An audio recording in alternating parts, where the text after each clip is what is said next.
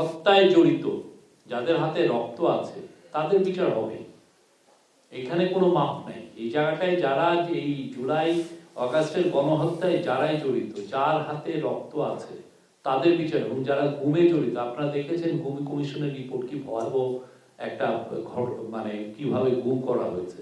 আমরা জাস্ট পুরো রিপোর্টে আংশিক ইন্টারিম রিপোর্টের আমরা আংশিক 2টা চ্যাপ্টারের মতো আপনাদের সাথে আমরা শেয়ার করেছি। তাতে আপনারা দেখেছেন কি কতটা ভয়াবহ। যারা এগুলাই জড়িত ছিলেন, পলিটিক্যাল পার্টি লিডার হোক, সেক্ষেত্রে সিকিউরিটি ফোর্সের লোক হোক, যেই হোক, তাদের বিচার হবে, এইটুকু আপনি নিশ্চিত থাকতে পারেন।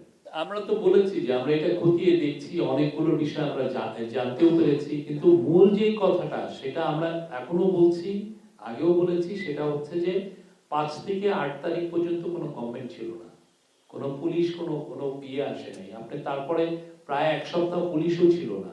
আপনি দেখেছেন আমাদের ছেলে মেয়েরা, আমাদের ছোট ভাই বোনেরা রাস্তায় দাঁড়িয়ে ট্রাফিক পুলিশের ডিউটি দিয়েছেন। অনেকে রাত জেগে তাদের পাড়াকে মানে সিকিউরিটি গার্ডের কাজ করেছেন। অনেকে অনেক গার্ডিয়ান, অনেকে অনেক বড় চাকরিজীবী, তারা এটা করেছেন। তো সেই সময় তো আপনি দেখেন যে একটা এক্সট্রাঅর্ডিনারি টাইম ছিল। সেই সময় অনেকে পালিয়ে গেছেন। আর ওবায়দুল কাদের 3 মাস বাংলাদেশে ছিলেন কি ছিলেন না, এটা পুরো জিনিসটা তো আমরা তো সত্যি, এটা তো তথ্যভাবে আমরা তো এভিডেন্সটা আমরা এখনো আমাদের হাতে নাই এই বিষয়ে। আমরা তো সেই লক্ষ্যেই কাজ করি যে প্রাইভেট মানে স্কুলের টিচারদের যে ট্রেনিং, যদি ট্রেনিং ভালো হয় বা আমরা যদি পাঠ্যপুস্তকগুলো রেশনালাইজ করতে পারি, তাহলে হয় কি সেক্ষেত্রে অনেক ক্ষেত্রে কোচিংও লাগে না। মূল জিনিসটা হচ্ছে যে শিক্ষা খাতে আমাদের আরো অনেক বেশি ইনভেস্ট করতে হবে। আমরা যদি আমাদের নেক্সট জেনারেশনকে গ্লোবাল জব মার্কেটের জন্য তৈরি করতে চাই, আমাদের অনেক বেশি ইনভেস্ট করতে হবে। আপনি যদি একটু শিক্ষা খাতে আপনি মানে আমাদের ব্যয়টা দেখেন, অন্যান্য দেশের সাথে কম্পেয়ার করে, এটা সিস্টেমেটিক্যালি বছরের পর বছর কম আমরা ইনভেস্ট করেছি। আপনি অনেক টিচার খুবই কম বেতন পান, প্রাইভেট স্কুলেরও টিচার আপনি দেখেন কয় টাকা বেতন পান। তো সেই জন্য আপনি এখন আমরা 4টা মাস এসেছি, আমরা দেখছি যে কোথায় কোথায় আমরা দ্রুত ইন্টারভেন করলে আমরা রেজাল্ট পেতে পারি, সেই কাজগুলো করছি এবং এটার জন্য আমাদের কাজগুলো অব্যাহত আছে।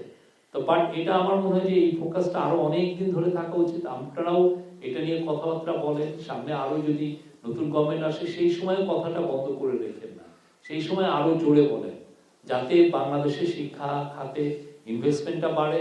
আমরা জিডিপি অনুযায়ী অন্যান্য দেশগুলো দেখেন, ওরা জিডিপি অনুযায়ী কত বাজেট ইনভেস্টমেন্ট করে, আমাদের দেশেও সেই রকম যাতে ইনভেস্টমেন্ট হয়। আমি এখনই কিছু স্পেকুলেট করতে পারছি না, বাজেট এখনো ধরেন 6 মাস বাকি। আপনি তো দেখেছেন যে ওই আগের যে মানে আমাদের চোর জননী যেই অবস্থা ইকোনমিকে রেখে দিয়ে গিয়েছিলেন, হ্যাঁ, আপনি $900 মিলিয়ন রেখে দিয়ে গেছেন হচ্ছে আপনার আদানির পাওয়ারের বিল। বিভিন্ন আপনার গ্যাস কোম্পানি শেভরন থেকে সবাই আপনার কাছে টাকা পাচ্ছে।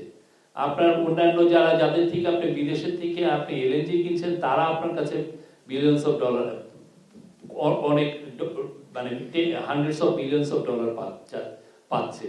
তা আমরা যেটা প্রথমে আমাদের কাজ ছিল যে আমরা ইন্টারন্যাশনালি একটা রাইট সিগন্যাল দেওয়া যে আমরা আপনাদের টাকাগুলো খুব দ্রুত পরিশোধ করছি। সে অনুযায়ী শেভরনের সাথে আমাদের একটা চুক্তি হয়েছে, একটা আন্ডারস্ট্যান্ডিং হয়েছে যে আমরা 6 মাসের মধ্যে ওদেরকে ডিউগুলো ক্লিয়ার করব। বা আদানিকে আমরা জানিয়েছি যে এইভাবে আমরা টাকাগুলো দিচ্ছি এবং তারা হ্যাপি। এই যে পুরো জায়গাগুলো, এই পুরো সমস্যাটা তো ওইখান থেকে তৈরি করে, তো ওইটাকে আমরা ফার্স্টে অ্যাড্রেস করতে হচ্ছে। $900 মিলিয়ন কিন্তু কম টাকা না, অনেক টাকা। তো ফলে যেটা হচ্ছে যে আমরা এইগুলোকে অ্যাড্রেস করতে যেয়ে তারপরে আমাদের সামনের কথা চিন্তা করতে হচ্ছে। আমাদের অবশ্যই ফোকাস আছে যে বাজেটটাকে কি হয়েছে, বাজেটটা কিভাবে মানে এটাকে এমন ভাবে এটাকে রিভিউ করা যাতে আমি যেগুলো প্রায়োরিটি এরিয়া, যেখানে আমার একদম ইনভেস্ট করতেই হবে বা টাকা খরচ করতে হবে, সেই জায়গায় যেন আমরা টাকা যাতে, বাট যেগুলো অপ্রয়োজনীয় হয় সেই জায়গা থেকে যেন আমরা টাকাটা সরিয়ে অন্য বেটার জায়গায় নিতে পারি। এই ধরনের এটা নিয়ে কাজ হচ্ছে, আমি একটু বলতে পারি, আর এটা নিয়ে ভালো কাজ হচ্ছে এবং আপনার এটা রেজাল্ট